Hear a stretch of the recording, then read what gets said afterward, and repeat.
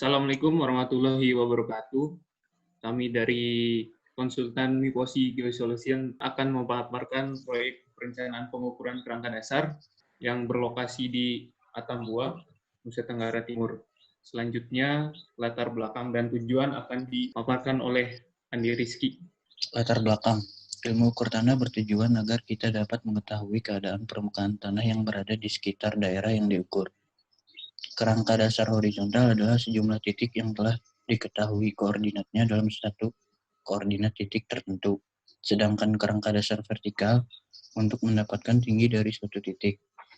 Pengukuran dan pemetaan poligon merupakan salah satu metode pengukuran dan pemetaan kerangka dasar horizontal untuk memperoleh koordinat planimetris XY titik-titik ikat pengukuran.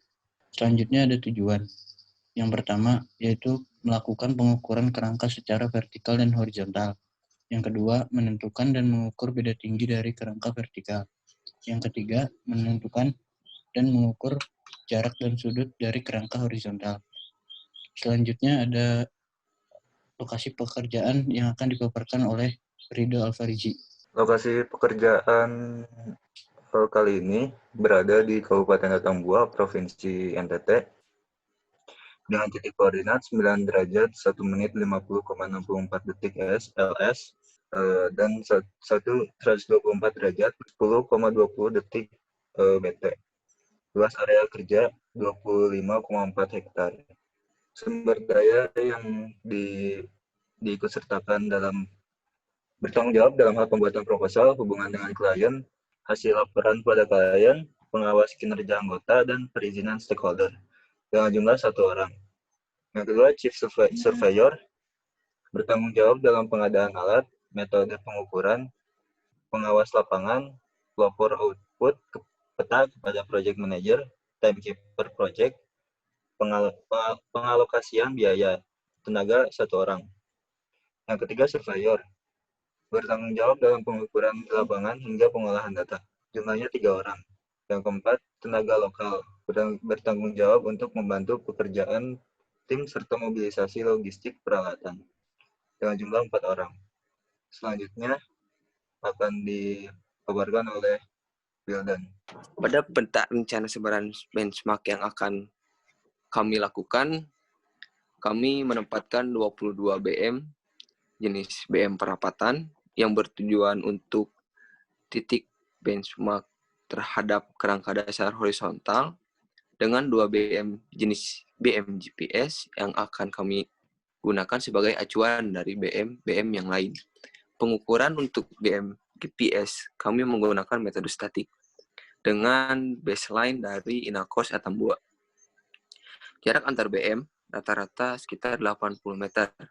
Namun, ketika di lapangan terjadi tertutup lahan antar BM, maka kami akan melakukan titik bantuan sesuai di kondisi lapangan. Untuk baseline course GPS 1 dan GPS 2, panjang baseline-nya yaitu sekitar 8,1 km dari Inakos CBUA Atambua.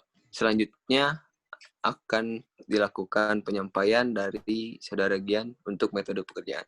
Baik, metode pekerjaan yang akan kami lakukan dimulai dari persiapan pekerjaan. Persiapan pekerjaan meliputi dari persiapan administrasi, lalu orientasi lapangan. Persiapan administrasi meliputi dari terutama berkas yang akan ditunjukkan kepada para stakeholders. Kemudian diadakannya orientasi lapangan. Tujuannya adalah untuk memudahkan proses pengambilan data oleh tim kami agar waktu yang digunakan akan semakin efisien. Terutama adalah persiapan alat yang harus dipersiapkan dari jauh-jauh hari. Lalu langkah selanjutnya adalah pemasangan dan pengukuran benchmark.